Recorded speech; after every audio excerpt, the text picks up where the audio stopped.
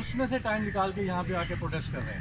Classes اپنی پڑھا کے اپنی جتنی بھی ڈیوٹیز ہیں وہ پرفارم کر کے ہم یہاں پہ آئے ہیں صرف یہ ریکارڈ کرانے کے لیے کہ یہ جو اساتذہ ہیں یہ اس معاشرے کا ایک حصہ ہے اور یہ آپ کی جو نسل بنانے والے لوگ ہیں ان کے ساتھ زیادتی ہوگی تو پھر یہ معاشرہ کیسے ترقی کرے گا.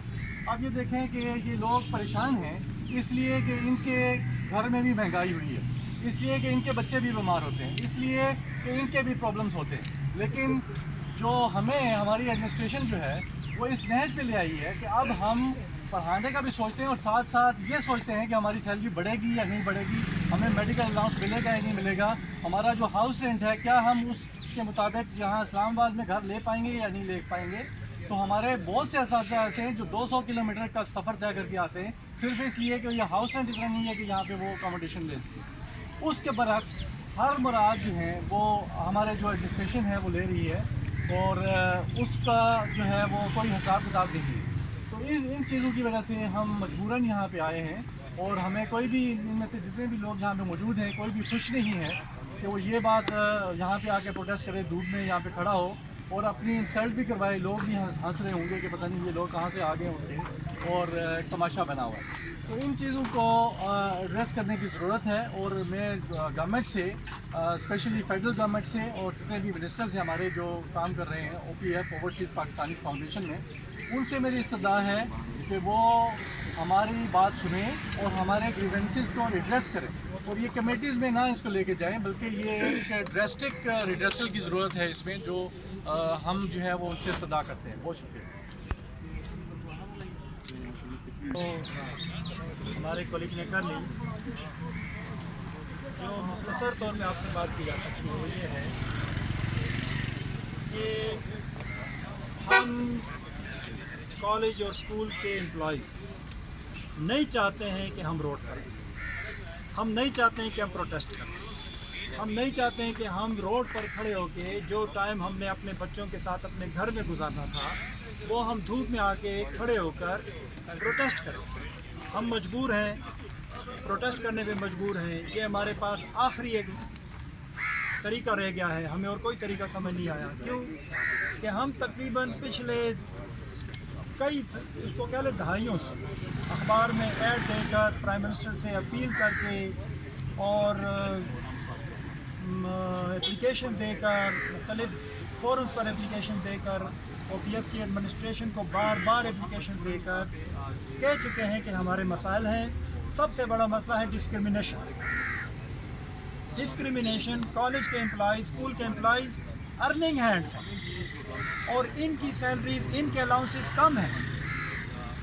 یہ عجیب بات ہے کہ جو ارننگ ہینڈز ہیں ان کے الاؤنسز اور ان کے سیلریز کم ہیں. آپ کو ایک میں ایگزامپل دیتا ہوں, ویسے تو پوری ایک لسٹ ہے, ایک ایگزامپل دیتا ہوں. ایک ہے OPF ایجوکیشنل انسٹیٹیوشنز ان کے امپلائیز اور ایک ہے ہیڈ آفس کے امپلائیز. ہیڈ آفس کا کوئی امپلائی اگر بیمار ہو تو اس کو اور میڈیکل انٹائٹلمنٹ ہے ٹل ڈیتھ. ہیڈ آفس کے OPF کے امپلائی کو میڈیکل ٹریٹمنٹ کا انٹائٹلمنٹ ہے ٹل ڈیتھ اور اس کے اسپاؤس کو.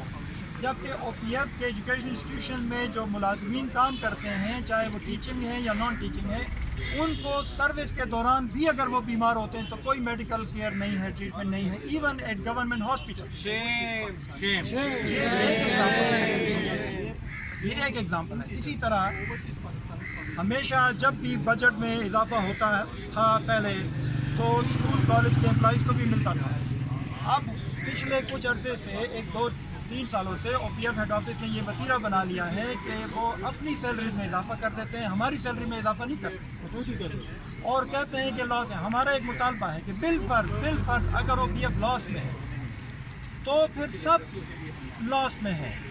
پھر OPF میں کسی کی سیلری میں اضافہ نہیں ہونا چاہیے. OPF ایجوکیشن ڈویژن اگر لاس میں ہے تو OPF ایجوکیشن ڈویژن میں کچھ امپلائیز کی سیلری میں اضافہ ہو, کچھ میں اضافہ نہ ہو, یہ بہت افسوس کی بات ہے. اگر OPF ایجوکیشن ڈویژن لاس میں ہے تو کسی کی سیلری میں اضافہ نہیں ہونا چاہیے اور اگر ہونا چاہیے تو پھر سب کی سیلری میں اضافہ ہونا چاہیے. یہ ہمارا مطالبہ ہے. اس طرح کے اور ہمارے کئی مطالبات ہیں جن کی ڈیٹیلز ہم اپنی ایڈمنسٹریشن کو ان دا فارم آف اپلیکیشن دے چکے ہیں. اگر میڈیا کو ضرورت ہو تو ہم وہ اپلیکیشن ان کو فارورڈ کر دیں گے. اس میں پورا ہم نے کمپیئر کیا ہے کہ کالج کے اسکول کے جو ایجوکیشن انسٹیٹیوشن کے امپلائیز ہیں ان کے ساتھ کس قسم کا ظلم ہو رہا ہے, ناانصافی ہو رہی ہے, ڈسکریمنیشن ہو رہی ہے.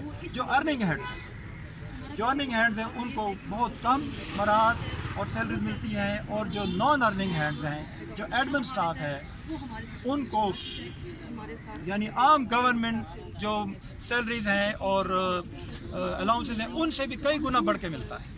یہ ایک بہت بڑا ظلم ہے جس کے لیے ہم مجبور ہو کے باہر آئے ہوئے ہیں. حالانکہ ہم نہیں چاہتے. میں آپ سے پھر کہتا ہوں, مجھے ایز اے ٹیچر, ہم سب کو ٹیچر کے طور پہ, ایجوکیشن انسٹیٹیوشنز کے لوگوں کے طور پہ یہ بہت برا لگتا ہے کہ ہم سڑک پر آ کے پروٹیسٹ کریں. لیکن ہم کیا کریں, اپلیکیشن دے دے کے ہم تھک گئے, کوئی سنوائی نہیں ہے, مجبوراً ہم آ کے پروٹیسٹ کر رہے ہیں. بہت شکریہ.